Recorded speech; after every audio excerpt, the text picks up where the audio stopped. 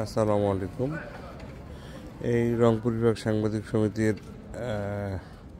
কার্যক্রমে আজকে অনেক কিছুই থাকছে। ইতিমধ্যে পিঠার বানানোর কারিগররা চলে এসেছে। এখানে পিঠার ব্যবস্থা থাকবে, ফুচকার ব্যবস্থা থাকবে, কফির ব্যবস্থা থাকবে, আলাদা আলাদা স্টল করা হয়েছে। এই যে এটা হলো স্টেজ, আর স্টেজের বাইরে আলাদা একটা মঞ্চ আছে, আর ওই পাশে রান্নার কাজ চলছে। এই পাশে দেখায় একটা জিনিস, যে খাওয়া দাওয়ার রুমটা। এখানে একযোগে বলা যায় যে 200 লোক খেতে পারবে একসঙ্গে।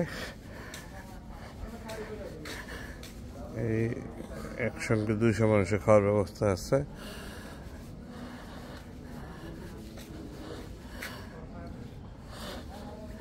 এখানে সামিয়ানা টানা অনেকে টানে, অনেকে টানে না, তবে গরমের একটা বিষয় আছে। স্টেজটাও সুন্দর আছে, স্টেজটা সুন্দর আছে। আমাদের রান্নার এখানে ব্যবস্থা, এই রান্নার ব্যবস্থাটাও দেখাই, পাশাপাশি বিল্ডিংটা দেখাই। এই হলো বিল্ডিংটা। এখানে এই রান্নার কাজ চলতেছে।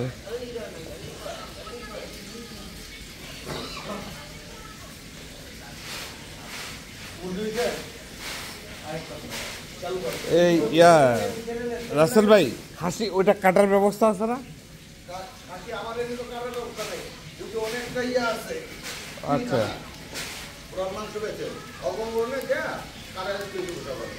আচ্ছা আচ্ছা, আমরা তাহলে একটু শুইলাম। আপনারা হ্যাঁ, এখন সব কিছুর মালিক আপনি।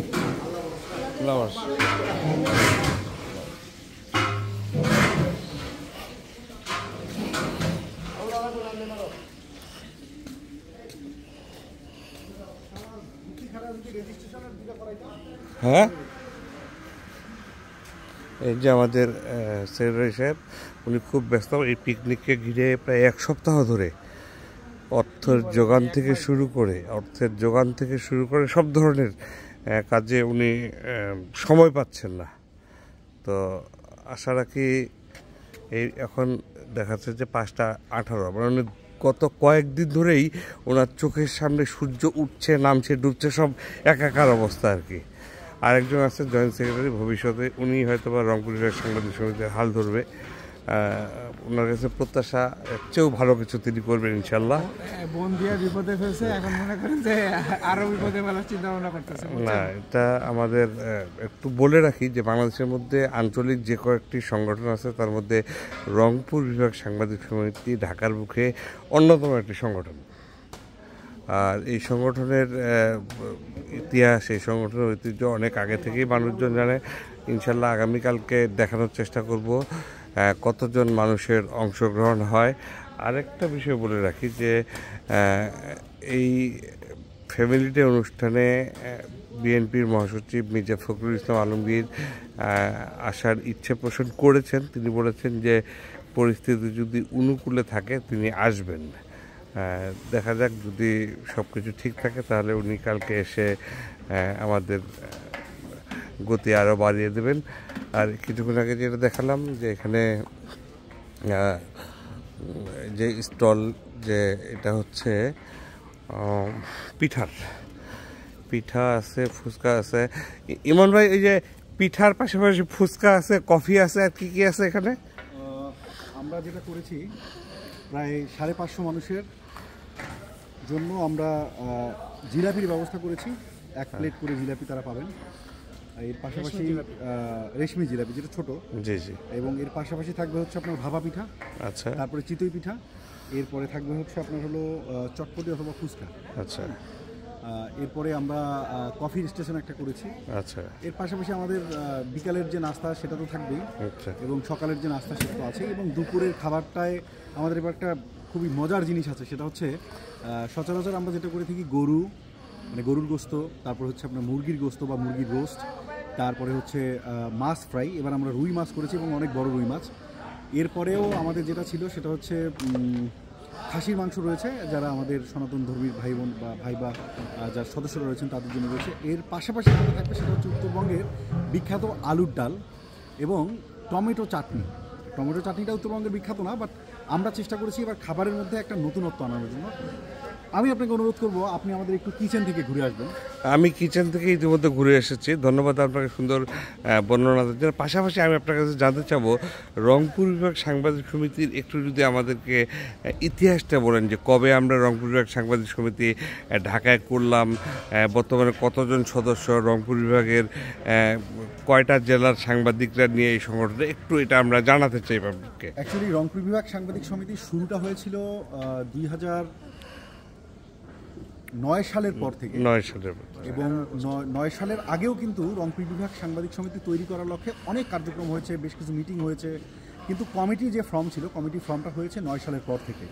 এবং এখনও পর্যন্ত উত্তরবঙ্গের বিশেষ করে রংপুর বিভাগের যে 8টি জেলা রয়েছে, 8টি জেলার অত্যন্ত প্রবীণ যারা ছিলেন, যারা ঢাকায় কর্মরত বিভিন্ন ইলেকট্রনিক্স, প্রিন্ট এবং অনলাইন রেডিও মিডিয়ার, তারা কিন্তু, এবং আমাদের যে অভিভাবকরা ছিলেন, তারা তাদের সর্বোচ্চটা দিয়েই এই সংগঠনকে আজকে এই জায়গাটিতে নিয়ে এসে দাঁড় করিয়েছে, যেটা আমরা 1 যুগ পূর্তি পার করেছি।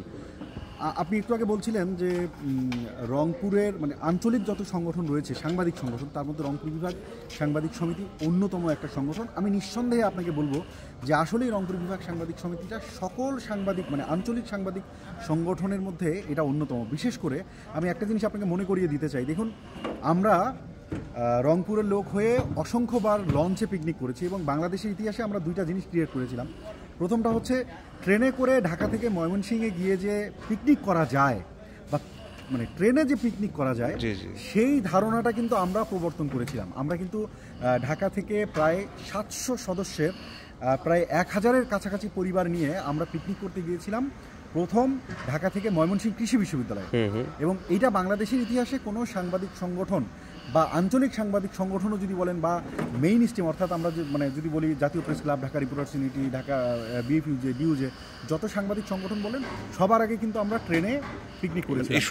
শুরুটা রংপুর বিভাগ সাংবাদিক সমিতি করেছিল। এরপর আমাদের অনুকরণ করে আরও অনেক সাংবাদিক সংগঠনগুলো করেছিল।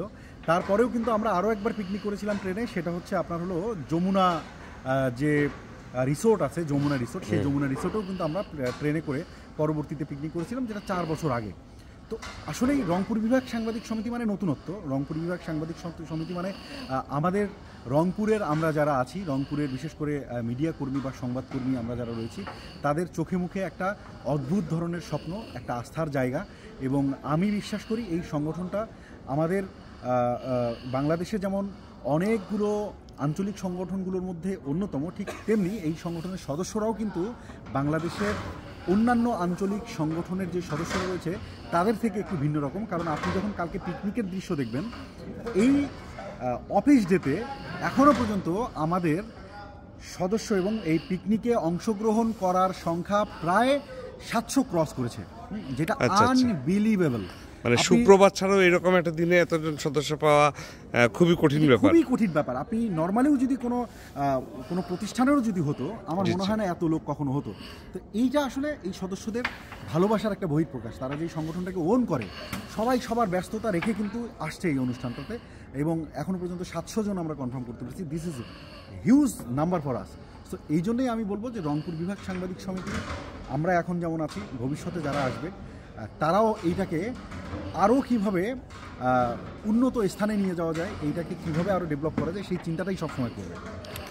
ধন্যবাদ ইমন ভাই। কালকে ফ্যামিলি ডে চলাকালীন সময় আমরা আরেকবার আপনার সঙ্গে কথা বলবো, তখনকার পরিবেশ দেখানোর চেষ্টা করব, তখনকার হৈহুল্লোড় দেখানোর চেষ্টা করব। আবারও ধন্যবাদ আপনাকে। আসসালামু আলাইকুম।